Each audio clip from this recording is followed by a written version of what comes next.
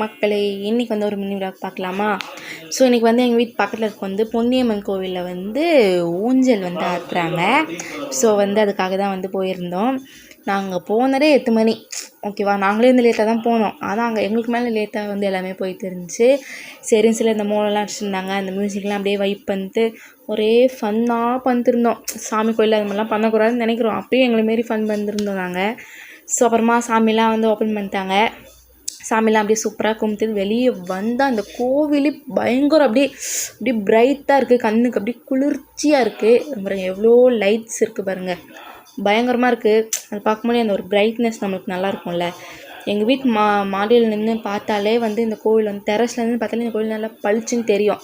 இந்த லைட்டிங்க்கும் அதுக்கும் இன்னும் கொஞ்சம் நல்லா இருந்துச்சு. இந்த பொன்னியம்மன் கோவில் பயங்கர, சாமி வந்து அவ்வளோ அழகாக இருந்தாங்க, நல்லா கண்ணு பற்றும் போல் அந்தளவு அழகாக இருந்தாங்க.